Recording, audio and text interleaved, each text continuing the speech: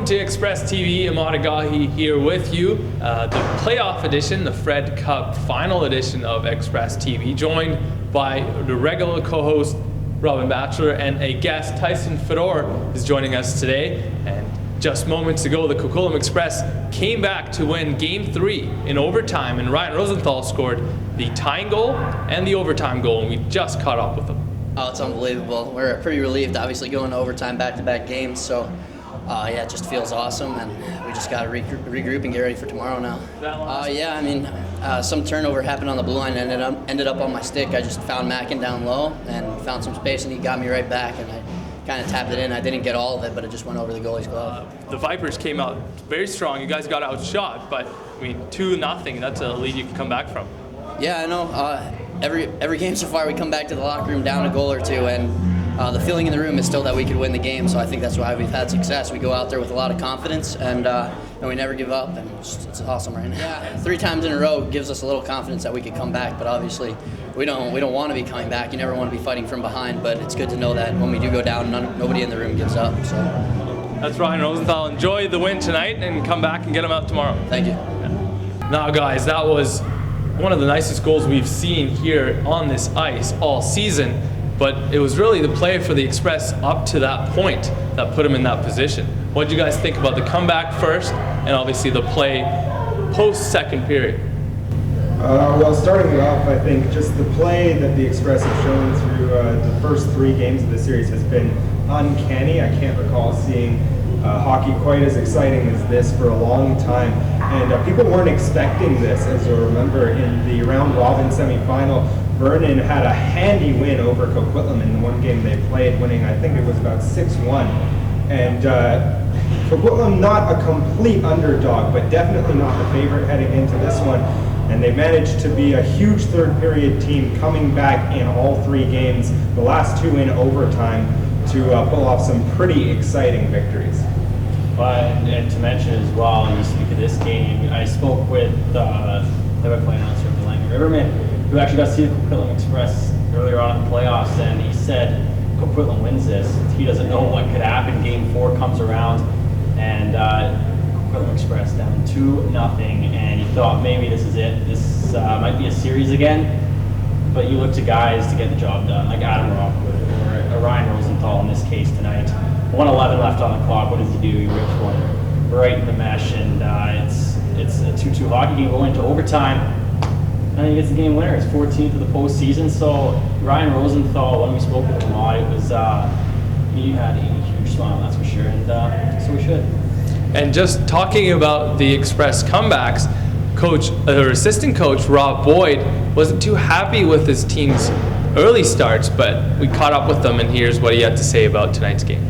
Well, I think that the thing is that when our backs are against the wall, they really rise to the challenge, and that's, you know, from a coaching standpoint, it's a little bit scary because, you know, you kind of get used to the idea of coming back in the third period, and that's not always going to happen. So we've been fortunate enough the first 3 games here to do that, but obviously, you know, the character and the wherewithal of this team is that, you know, when we really need a goal, a big goal, then they go out and get it.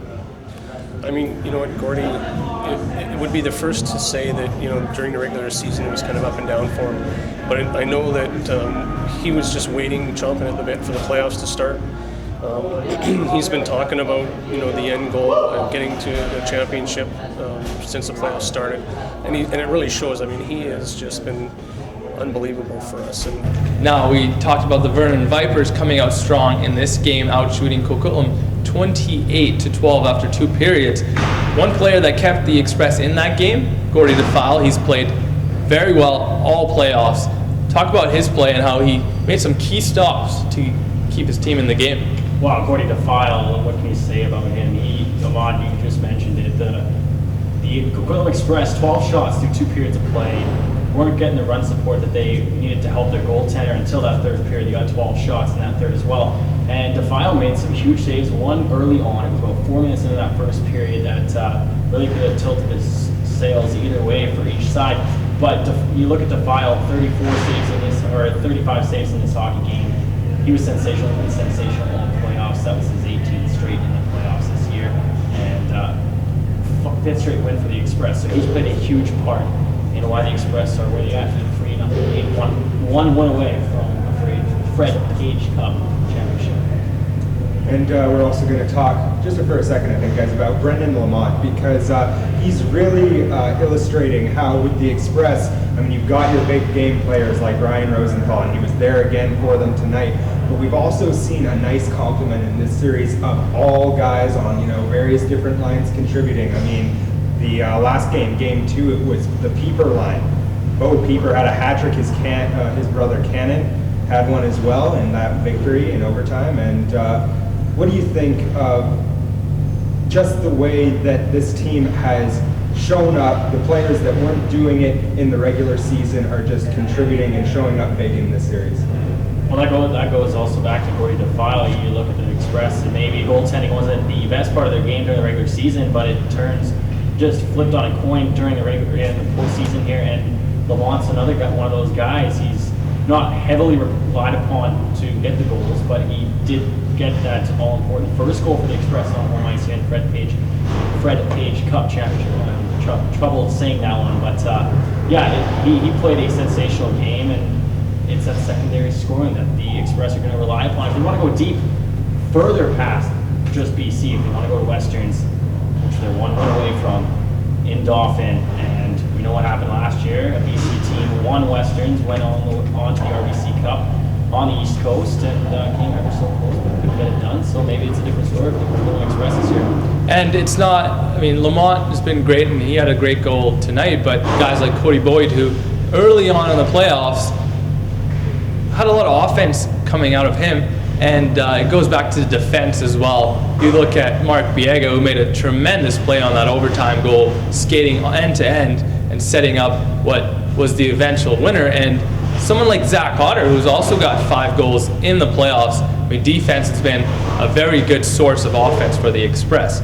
Now, Game 4 comes tomorrow from the same rink at 7:00 p.m. That game is going to be on Fast Hockey, and that just about wraps it up here for us and Express TV, the playoff edition. The Coquitlam Express, 1 game away from the Fred Cup title, and Robin Batchelor and Tyson Farrar have joined me for this one. They'll be here tomorrow as well. We'll see you then.